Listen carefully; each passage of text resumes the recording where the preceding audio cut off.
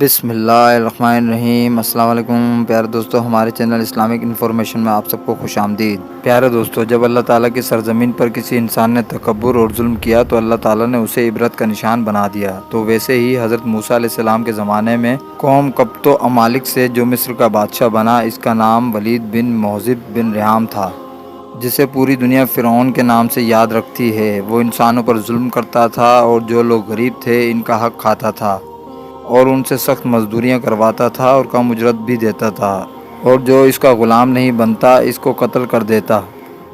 تبھی اللہ تعالیٰ نے اپنے نبی موسیٰ علیہ السلام کو حکم دیا کہ موسیٰ فرعون تک میرا پیغام پہنچاؤ کہ وہ انسانوں پر ظلم نہ کرے، ورنہ اللہ تعالیٰ کا عذاب ان کو لے ڈوبے گا۔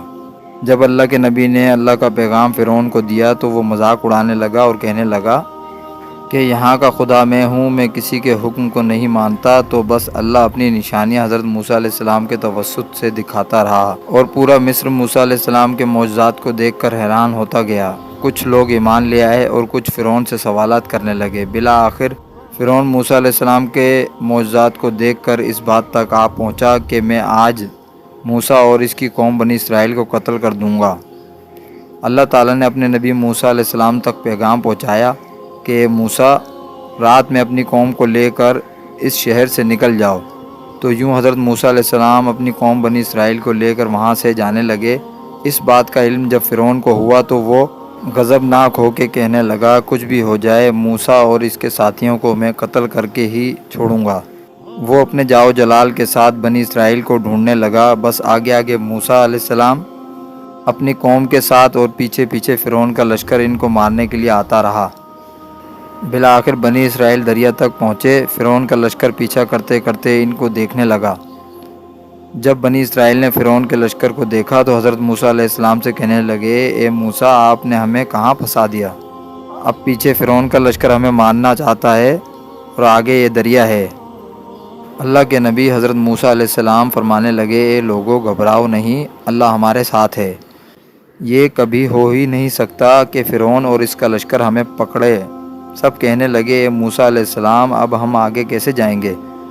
بس اتنی دیر میں آواز ہے کہ بھائی کہ اے موسیٰ، اپنی عصا کو دریا میں مارو۔ تو بس جیسے ہی موسیٰ علیہ السلام نے اپنی عصا کو دریا میں مارا، آدھا پانی اس طرف آدھا پانی اس طرف، اللہ تعالیٰ نے بیچ میں راستے کو واضح کر دیا۔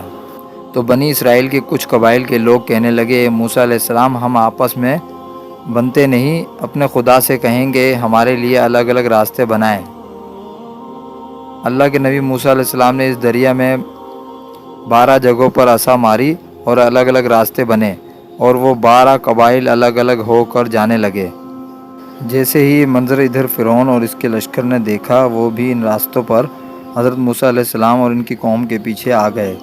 جیسے ہی حضرت موسیٰ علیہ السلام بنی اسرائیل کے ساتھ دریا کے دوسری طرف پہنچے اور دریا کے بیچوں بیچ فرعون اور اس کا لشکر موجود تھا، تو پانی کو حکم ہوا کہ جیسے پہلے تھا ویسے ہی ہو جائے۔ تو فرعون اور اس کا لشکر ڈوب کر مرنے لگا۔ یہ پورا منظر حضرت موسیٰ علیہ السلام اور ان کی قوم دیکھ رہی تھی کہ اللہ تعالیٰ کا شکر ادا کر رہے تھے، اور اتنی دیر میں فرعون چیخ کر کہنے لگا، میں بھی موسیٰ اور ہارون کے اللہ کو تسلیم کرتا ہوں، میں بھی ایمان لاتا ہوں کہ موسیٰ کا اللہ بڑی قدرت والا ہے۔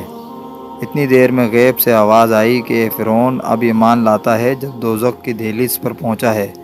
اے فرعون، تیرے تکبر اور تیری لاش کو آنے والے لوگوں کے لیے نشان عبرت بنائیں گے، تاکہ ہر انسان یہ جان لے کہ زمین پہ انسان کو تکبر راس نہیں آتا۔